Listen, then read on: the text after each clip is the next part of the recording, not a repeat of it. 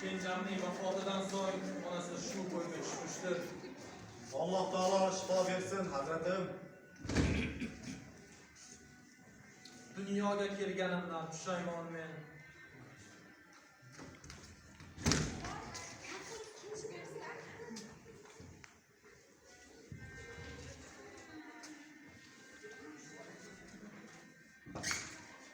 Har kimki vafo qilsa, vafo topgusidir.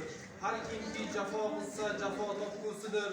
Har yaxshi kishi ko'rmagay yomonlik hargiz. Har kimki yomon bo'lsa, jazo topgusidir. Sizga nima bo'ldi, shohim?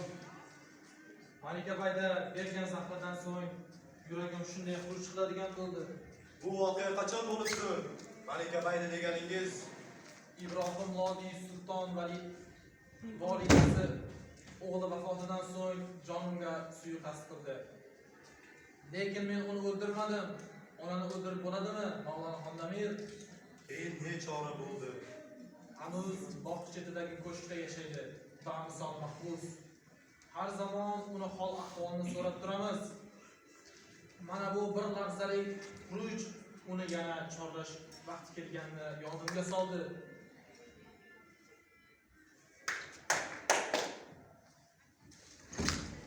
Xo'ja Nizomiddin, shohim. hoziroq oxir oftobachiga ayting, Malika baydani huzurimga keltirsin. Xo'p bo'ladi.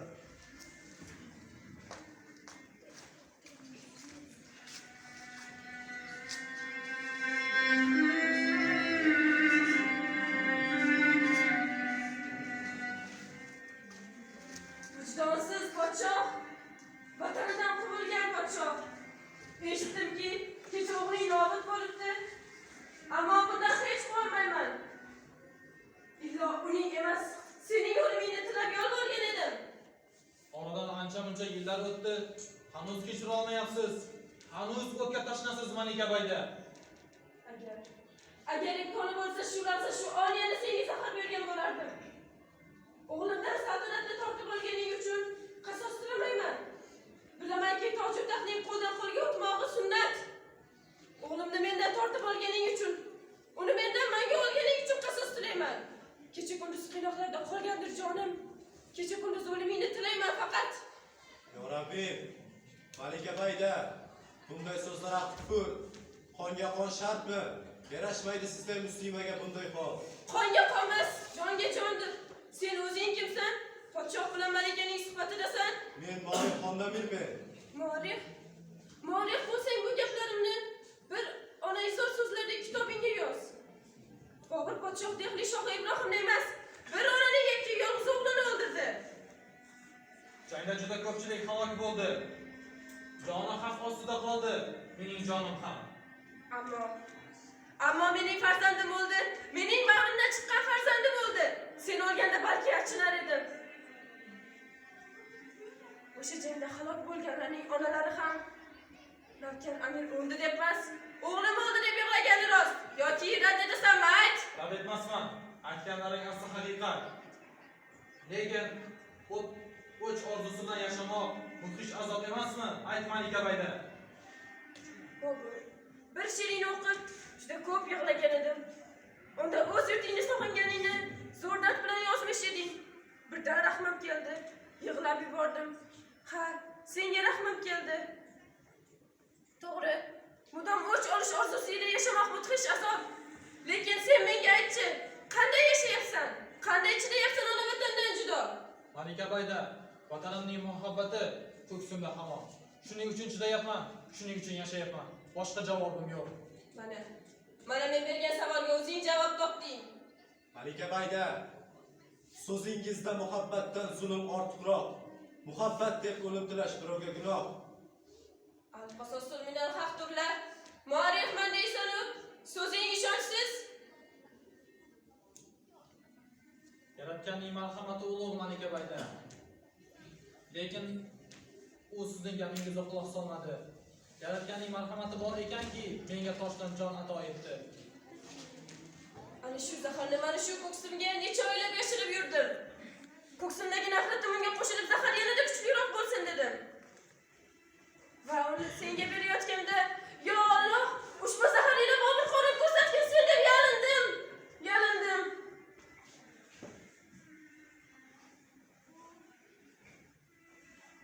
Hazratim, o'shanda ham aytgan edim, hozir ham aytaman. Bu qora tutgan malikani quturgan fil oyog'ini ostiga tashlamoq lozim edi. O'limimni bo'ynimga olib bu ishlarni qildim. Quturgan fil tugul, terimni tiriklay yishirib olsam ham qo'rqmayman. Imkon o'zimda bo'lganda, o'zim qiyma qilgan bo'lardim. Meni azoblardan qutqargan bo'larding. Onaman deysiz-u.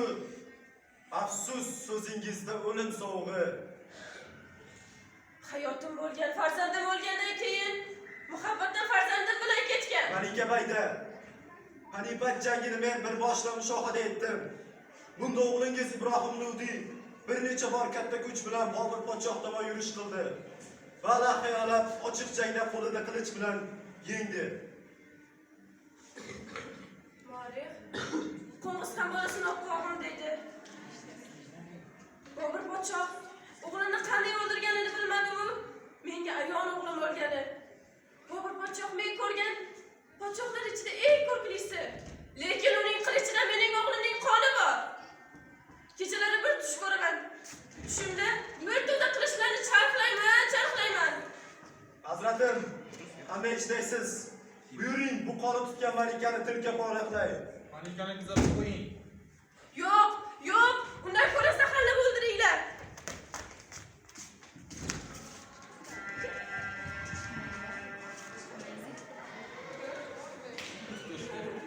Sharqning men ko'rmagan jabru jafosi qoldimu? Xasta ko'ngil chekmagan dardu balosi qoldimu?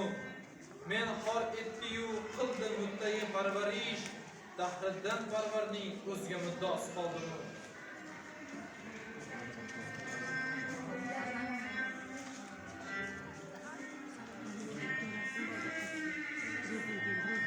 Men Zahiriddin Muhammad Bobur. Men taqdir sinovidan bukilmagan, ammo sog'inchdan ezigan qalb egasiman. 12 yoshimda qo'limga qilich tutdim, ammo qalbimda qalamni asrab qoldim. Taxt uchun kurashdim, lekin adolatni hech qachon unutmadim. Yurtimdan ayrildim, ammo vatanimni yuragimdan ajratmadim. Men jang maydonida g'alaba qozondim, ammo eng katta kurash bu inson o'z qalbi bilan kurashishidir. Saltanat qurdim, tarix yozdim. Lekin bilaman, eng katta kurash bu meros. Toshlardan qurilgan saroylar emas, balki qalblarda uyg'ongan g'urur. Ey yosh avlod, agar yiqilsang yana tur, agar yo'ling to'silsa yana izla, agar dunyo seni sinasa bardosh ber. Chunki buyuklik qulaylik emas, buyuklik sabr va matonatda. Men sizlarga shuni vasiyat qilaman.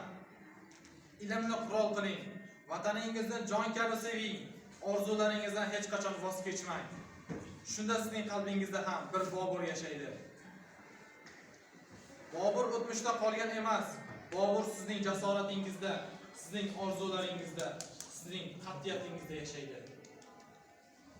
Sizlar bilan Boburiylar jamoasi bo'ldi.